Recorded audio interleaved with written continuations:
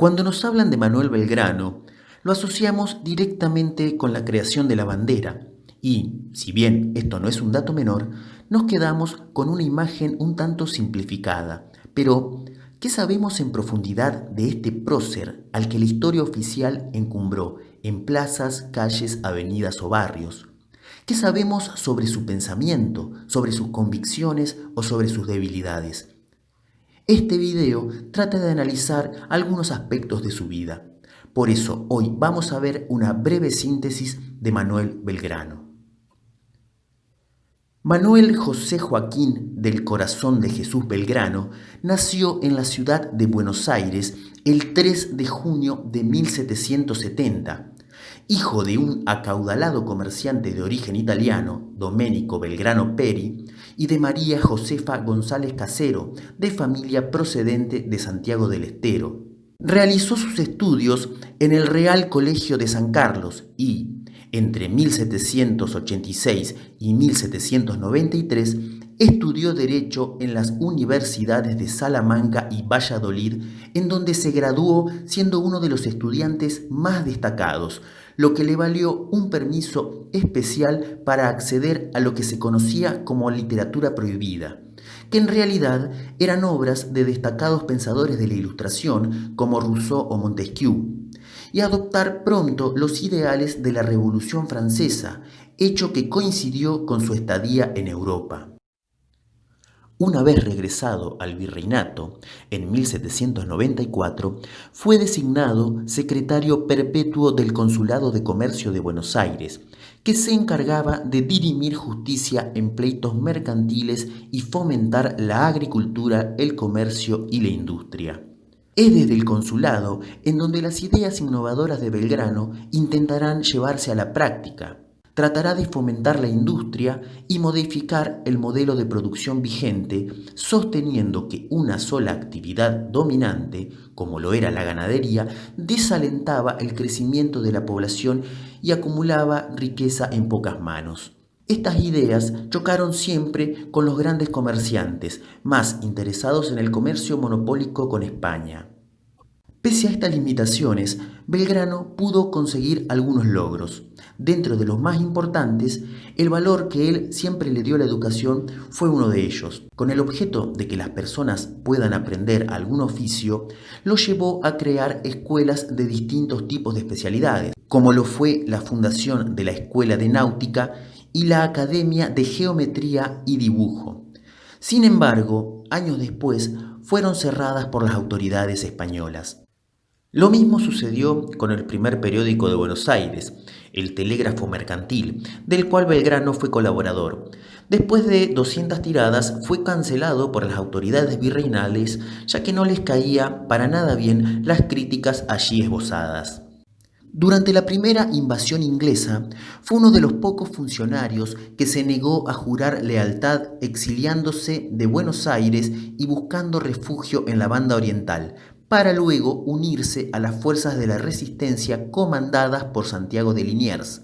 Fue nombrado sargento mayor del regimiento de patricios bajo las órdenes de Cornelio Saavedra y, tras la exitosa resistencia de Buenos Aires, volvió a hacerse cargo del consulado. Su participación en la Revolución de Mayo lo convertirá en una de las figuras claves, ya que su actuación fue central. Participó en el Cabildo Abierto del 22 de mayo, siendo un fervoroso defensor de la idea de reemplazar al virrey, y días más tarde, el 25, fue elegido vocal de la primera junta, el primer gobierno patrio en estas tierras. Inmediatamente, la Junta envió circulares a los demás cabildos del virreinato para que reconociesen el nuevo gobierno. Sin embargo, no todas las regiones del vasto territorio se adhirieron. En estos casos, la revolución debía ser impuesta. En Córdoba, por ejemplo, Liniers se había sublevado en armas contra la Junta, pero fue derrotado y fusilado.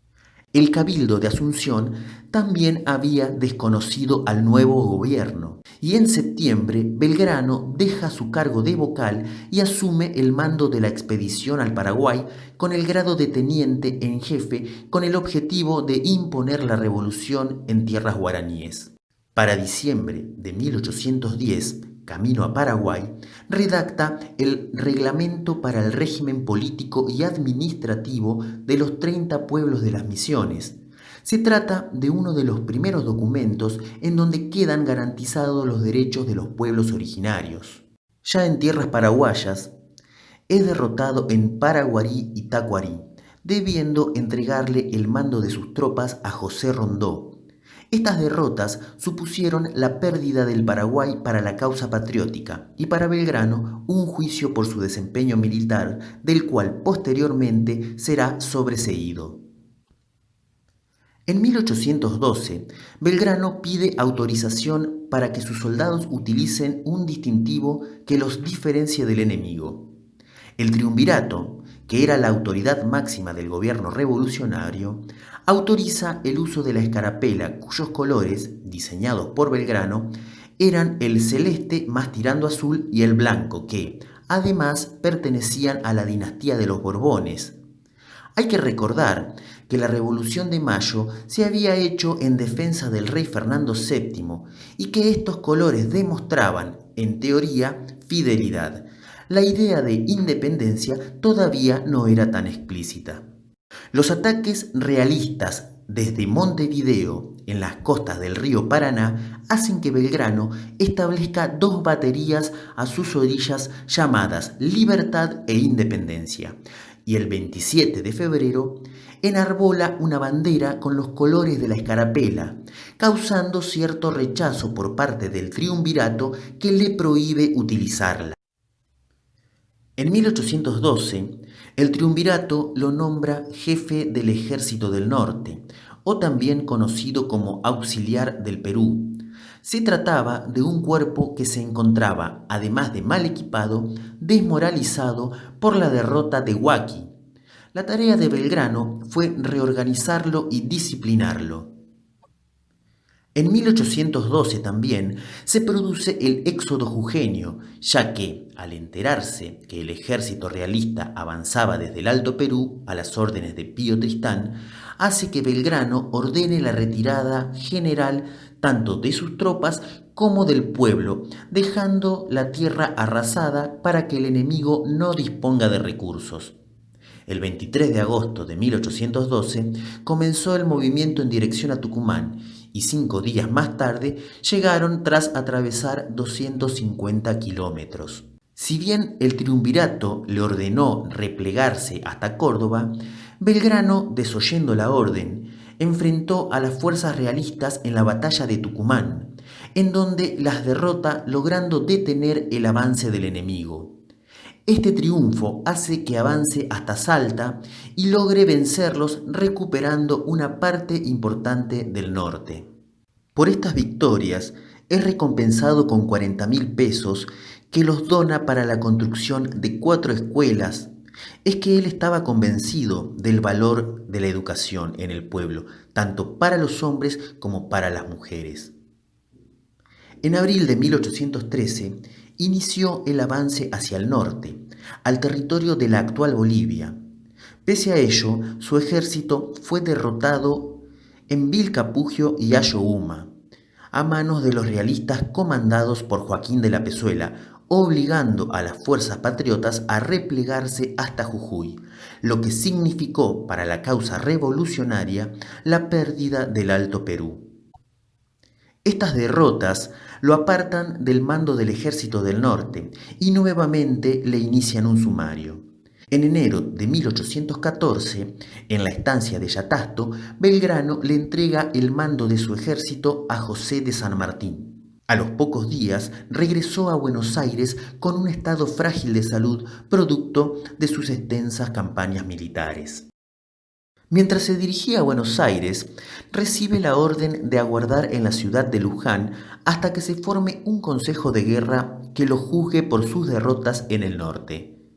Por suerte, el directorio, que ahora era la máxima autoridad de las Provincias Unidas, decide sobreseerlo de todo cargo y lo envía, junto con Bernardino Rivadavia, a una misión diplomática a Europa para conseguir apoyo para la causa patriota. Durante su experiencia por Europa, con más pena que gloria, pudo observar la actitud hostil con lo que los europeos miraban a las ideas de república. Es que la llamada restauración que se impuso en el viejo continente tras la derrota de Napoleón reafirmó los principios monárquicos y Belgrano logró percatarse de eso.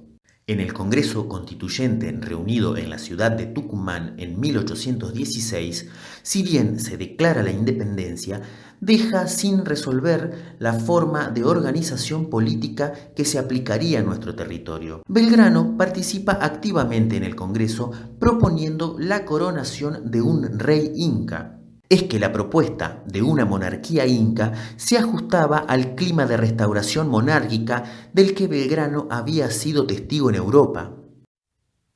El 3 de agosto de 1816, Belgrano es designado general en jefe del ejército del Perú, un ejército que procura mantener bajo la órbita del poder central a unos territorios que quieren obtener mayor autonomía. Es que la guerra también se estaba desenvolviendo en el frente interno, sobre todo en el litoral que estaba bajo la influencia del caudillo oriental José Gervasio Artigas. En febrero de 1819, la guerra con el litoral artiguista cobra cada vez más fuerza y el directorio le ordena marchar hacia allí para enfrentar a las tropas federales de Pancho Ramírez y Estanislao López. Belgrano, sin embargo, ya exhausto y bastante enfermo, pide licencia. El golpe mortal al directorio se dará en el año 1820 en la batalla de Cepeda, cuando las tropas federales del litoral terminen derrotándolo, disolviéndose así definitivamente. En junio de 1820 cumplió 50 años en un contexto bastante particular. La patria, por las que tantas penurias pasó y que deterioró su salud, se encontraba sumergida cada vez más en una guerra civil que parecía prolongarse, sumado a esto su precaria situación económica. Antes de morir, su antiguo compañero de armas, Gregorio Arauz de la Madrid, lo visitó generando una de sus últimas alegrías.